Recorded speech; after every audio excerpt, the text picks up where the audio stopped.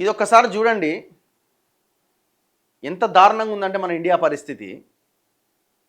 ఇప్పుడు ఇరాన్, పశ్చిమాసియా దేశాలు అంటే గల్ఫ్ కంట్రీస్ మీద ఇరాన్ పైన ఇజ్రాయెల్, అమెరికా దాడి ఒకవైపున, ఇరాన్ ఏమో ఈ అమెరికా స్థావరాలున్న ఈ గల్ఫ్ కంట్రీస్ మీద అటాక్ చేస్తున్నది. ఈ యుద్ధం నడుస్తున్నది, ఇంకా భీకరంగా తయారైంది.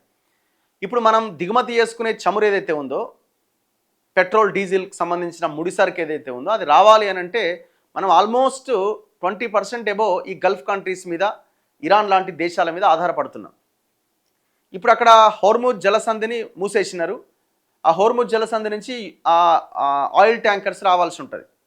సో అది ఇబ్బంది అవుతున్నది, డిలే అవుతున్నది. సరే, భారత్ చైనాకి ఇరాన్ కొంత అవకాశం కల్పించినా లేట్ అవుతున్నది. ఈ యుద్ధం ఇంకా ముదిరితే చాలా కష్టం అవుతుంది. ఎందుకంటే అక్కడ చమురు తీసేటువంటి ఆ కేంద్రాలు, ఉత్పత్తి కేంద్రాలు ఏవైతే ఉన్నాయో అవన్నీ కూడా మూతపడుతున్నాయి. సో కాబట్టి ఈ యుద్ధం ఇంకా ఒక 6-7 వారాలు ఇట్లాగే కంటిన్యూ అవుతే చాలా దారుణంగా ఉంటుంది పరిస్థితి. కాబట్టి ఆ 20% ఆయిల్ని మనం ఎట్లా బ్యాలెన్స్ చేసుకోవాలి అంటే, మనకి ఇంతకుముందు రష్యా నుంచి మనం ఎక్కువగా కొనుగోలు చేసేవాళ్ళు.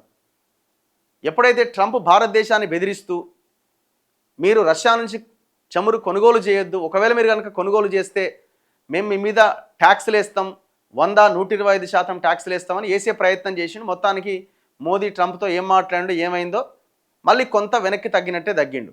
అయినా కూడా మనకి చేసిన ప్రయోజనం ఏమీ లేదు అక్కడ. అయితే ఇప్పుడు ఏమంటున్నాడు ట్రంప్ అంటే, సరే మీకు ఇబ్బంది అవుతుంది కదా, సరే రష్యా నుంచి కొనుక్కోండి ఒక 30 రోజుల పాటు తాత్కాలికంగా అని మనకేదో బిచ్చం వేస్తున్నాడు అమెరికా వాడు. అసలు ఎంత దారుణం అసలు. సర్లే కొనుక్కోపో, నువ్వు ఇబ్బంది పడుతున్నావు కదా పో అని చెప్తున్నాడు అన్నట్టు. వాడి దయాదాక్షిణ్యాల మీద మన దేశం బతకడం ఏందో అర్థం కావట్లేదు. ఇరాన్తో యుద్ధం తీవ్రతరం అవుతున్న వేళ అమెరికా ఒక కీలక ప్రకటన చేసింది. రష్యా నుంచి 30 రోజుల పాటు చమురు కొనుగోలు చేసేందుకు భారత శుద్ధి కర్మాగారాలకు అనుమతి ఇచ్చింది. వాడు అనుమతి ఇచ్చేది ఏంది? మన కర్మాగారాలకు, మన కంపెనీలకి, మన దేశానికి. ఇది తాత్కాలిక మినహాయింపు మాత్రమే అని పేర్కొన్నదట. ఇరాన్ యుద్ధం నేపథ్యంలో ఈ నిర్ణయం తీసుకున్నట్టుగా అమెరికా ఆర్థిక మంత్రి స్కాట్ బెసెంట్ తెలిపారు. అధ్యక్షుడు డొనాల్డ్ ట్రంప్ విధానాల కారణంగా ఇప్పటికే చమురు, గ్యాస్ ఉత్పత్తి రికార్డు స్థాయికి చేరిందని సామాజిక మాధ్యమం ఎక్స్లో ఆయన పేర్కొన్నారు. ఇంధన సరఫరా వ్యవస్థలో స్థిరత్వాన్ని కొనసాగించడానికి రష్యా చమురు కొనుగోలు చేసేందుకు భారత్కు తాత్కాలిక మినహాయింపు ఇస్తున్నట్టు తెలిపారు. ఇప్పటికే సముద్రంలో ఉన్న రష్యా చమురు నౌకల నుంచి మాత్రమే కొనుగోలు చేయాలని బెసెంట్ స్పష్టం చేశారు. ఇప్పటికే సముద్రంలో ఉన్న రష్యా చమురు నౌకల నుంచి మాత్రమే కొనాలన్నట. ఫలితంగా రష్యాకు ఆర్థికంగా ప్రయోజనం చేకూరదట. అట్లయితే అమెరికాకు భారత్ ముఖ్యమైన భాగస్వామి అని బెసెంట్ వెల్లడించారు. భవిష్యత్తులో అమెరికా ముడి చమురు కొనుగోళ్లను భారత్ పెంచుతుందని ఆశిస్తున్నట్టుగా తెలిపారు. చమురు ధరలు తగ్గించడానికే ఈ చర్య తీసుకున్నామని అమెరికా ఇంధన మంత్రి క్రిస్ రైట్ తెలిపారు. నౌకల్లో ఉన్న చమురును శుద్ధి చేసి మార్కెట్లోకి త్వరగా పంపడానికి భారతదేశంలో మా మిత్రులకు అనుమతిస్తున్నాం. సరఫరా సులభంగా సాగడానికి, ఒత్తిడి తగ్గడానికి ఇది ఉపకరిస్తుందని రైట్ చెప్పారు. భారతదేశానికి ఎగుమతి చేసే ముడి చమురు డేటాను వెల్లడించబోమని రష్యా పేర్కొన్నది.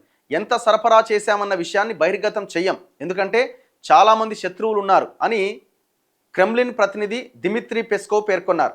అమెరికా, ఇజ్రాయెల్ దాడుల కారణంగా ఇబ్బంది పడుతున్న భారత్, చైనాలకు చమురు సరఫరాలు పెంచుతామని రష్యా ఉప ప్రధాని అలెగ్జాండర్ నోవాక్ తెలిపారు. అమెరికా అనుమతి సిగ్గుచేటు, రాహుల్ గాంధీ అంటుండు. రష్యా నుంచి చమురు కొనుగోలు చేయడానికి భారతదేశానికి అమెరికా 30 రోజుల మినహాయింపు ఇవ్వడంపై కాంగ్రెస్ అగ్రనేత రాహుల్ గాంధీ తీవ్ర విమర్శలు గుప్పించారు. మోదీ అమెరికాకు లొంగిపోయారని ఆరోపించారు. ఇది భారత సార్వభౌమత్వానికి ముప్పు అని పేర్కొన్నారు. గతంలో తాను పార్లమెంట్లో చెప్పినట్టుగానే భారత్ ఎవరి దగ్గర చమురు కొనాలి అనేది అమెరికా నిర్ణయించే పరిస్థితి రావడం సిగ్గుచేటని ఎక్స్ వేదికగా మండిపడ్డారు.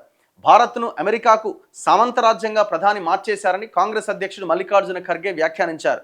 చమురు కొనుగోలుకు మినహాయింపునిస్తూ అమెరికా చేసిన ప్రకటన భారతదేశాన్ని అవమానించేలా ఉందని సిపిఐ పేర్కొన్నది. అమెరికా మినహాయింపు ఇవ్వడాన్ని మోదీ సాధించిన వ్యూహాత్మక దౌత్య విజయంగా బీజేపీ అభివర్ణించింది. భారత వ్యతిరేక కార్యకలాపాలకు పాల్పడుతున్న రాహుల్ గాంధీ, కాంగ్రెస్లకు ఇది ఎదురుదెబ్బ అని పేర్కొన్నది.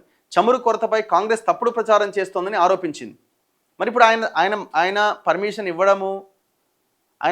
ఇవ్వడము రాంగా, అదెట్లా భారతదేశము ట్రంప్, మోదీ దౌత్య విజయం కింద దాన్ని భావించాలా?